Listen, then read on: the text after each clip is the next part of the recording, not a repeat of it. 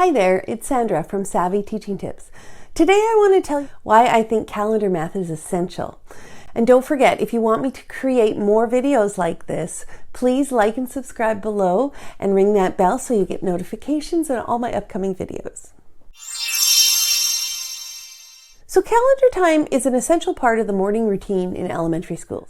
I know there are people who have stated the opposite, but in my opinion, calendar routine may not be essential for preschool, but for K, first, second, and even third grade, I think it holds a lot of value. A lot of the detractors thought it was too difficult for preschoolers. People who speak out against calendar time feel that it's boring, it's not interactive. And this is where I think they're wrong. I think it's important as a teacher to make your lessons engaging, and that includes calendar time. So if one kid is counting up today's numbers, then the whole class should be counting with them.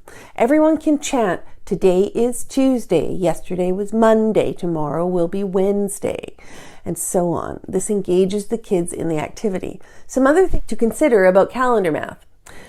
Calendar math helps students perform better on standardized assessments because they are practicing essential grade level concepts and skills every day. It supports students in developing their confidence in their math abilities because of the regular exposure to the same tasks, and this results in the increase of student engagement. And it creates a safe learning environment for students because they quickly learn the routines and start to understand the expectations. So what skills can be taught during calendar time? Well, making choices is a skill, and that's a skill that's difficult for a lot of young students. So having a calendar helper who leads the class is great, but getting them to choose students to help them is building a skill about how to choose. And choosing which number they skip count song is or what their song they're going to sing to help with other students, it helps involve other students in the class. So here are 10 math calendar skills that elementary students need to know. 1, seasons of the year. 2, months of the year. 3, days of the week. 4, how to write the date. 5, how to read a calendar. 6, skip counting and regular counting. 7, even and odd numbers. 8, patterns. 9, less than, greater than, and equal to. And number 10, representing numbers like money, tallies, words, equations, and base 10 blocks. That's all can be part of a calendar routine. In my classroom, we do a lot of singing during calendar time. So when I taught K, we did a lot of singing to memorize the days of the week and the months of the year. By second grade, you might not want to do as much of that, but sometimes I find, it depends on the class too.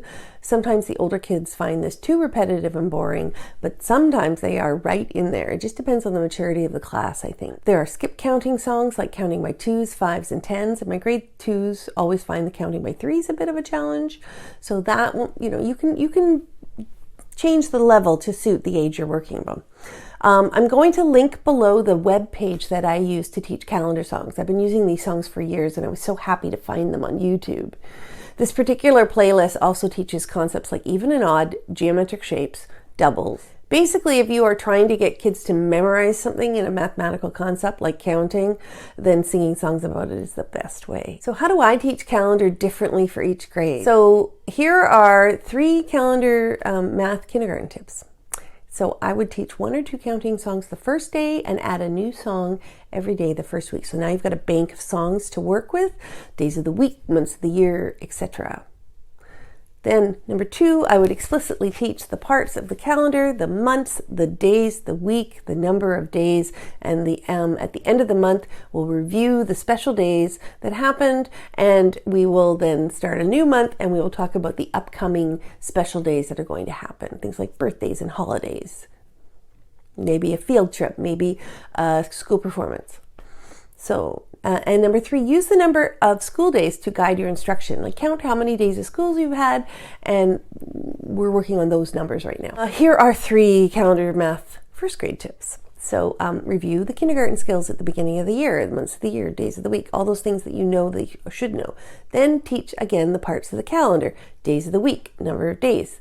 Then also practice yesterday was, today is, tomorrow will be. Then also use the number of school days to guide your instruction, just like you did with kindergarten. 3 calendar math tips for 2nd grade. Review 1st grade skills. Now talk about money. Skip counting by 5s, 10s, and 100s. You can count by 25s. Things that will help build that. Practice representing numbers using base 10 numerals, number names, and expanded forms. You can do the thing with the straws so that you get the base 10. And then preview 3rd grade skills at the end of the school year. And here are 3 calendar math 3rd grade tips. So review 2nd grade skills at the beginning of the school year, then make time for teaching calendar at least 2 times a week. It doesn't have to happen every day, but every second day. And incorporate telling time into your routine, because this is the last year that this skill about telling time shows up in the Common Core curriculum. And this year, I have a 1st, 2nd grade split class. So I have 8 grade 1s and 12 grade 2s. And our routine looks like this. So the calendar helper uses my special pointer to count up to today on the calendar, then find the number out of, and put it back in the calendar. Then we do the weekly calendar pockets. So we count up the numbers this week, and then we add the cards for yesterday, today, and tomorrow. And then we chant it together as the special helper points. So we'll say, yesterday was Monday, today is Tuesday, tomorrow will be Wednesday, etc. Then the special helper chooses someone to come with them to the door, because I have a door to the outside in my classroom. They hold the door open for the helper so they don't get locked out, and the person goes out and steps outside to tell us what the weather is. Then they add it to the weather graph. Next, we go on to the number line of how many days of school, and we write the number on the number line. Next, we go to the number line of how many days of school we've had. We count up by 1s to how many days of school, and then the helper prints the next number on the paper. And we celebrate 100th day when we get to the 100th day of school. Then we build this number using straws, and then the straws are put in a pocket chart that's divided into 1s, 10s, and 100s. And the numerals are changed to match the number of straws in the pocket. When you have 10 straws in the 1s, we get a elastic and tie it together and call it a bundle, and I wrap them together and they move that to the 10s. We get 10 10s, we get 100. It introduces place value in a non-threatening way, and it's building every day. So here are some ways that you can spice up calendar time. So number 1, do something seasonal. So like in December, I used an advent calendar for December where everybody ended up getting a turn. You can do a Halloween countdown calendar in October. Around Easter, sometimes I hide a little paper Easter egg somewhere in the room and the whole class needs to find it every morning. We do that as part of calendar routine. Another thing you could do is introduce a few new songs at the beginning of the year and then add to this bank of songs each week. Sometimes I have a pocket chart full of little cards that have the songs' names written on them and a little picture, and the kids who are the special helper get to choose 2 or 3 of these songs to sing every morning. For kindergarten, this is a great way to work on language development and making choices. You can introduce language arts ideas during calendar time. So you can have a word of the day. It could be a CVC word for decoding, or a vocabulary word like Halloween words in October. Do some group blending or phonemic awareness activities and get the special helper to choose a word family from your pocket chart, and everyone can blend the first 5 words. So again, you're getting your helper to make some choices. Things are a little different, a little more engaging for the kids. So in summary, for me, calendar time is such a time saver. I don't need to spend hours planning. I know what I'm doing every day, and I make sure that all the curriculum is covered in sort of a spiral review manner. It's part of the routine, so I won't forget how to teach it.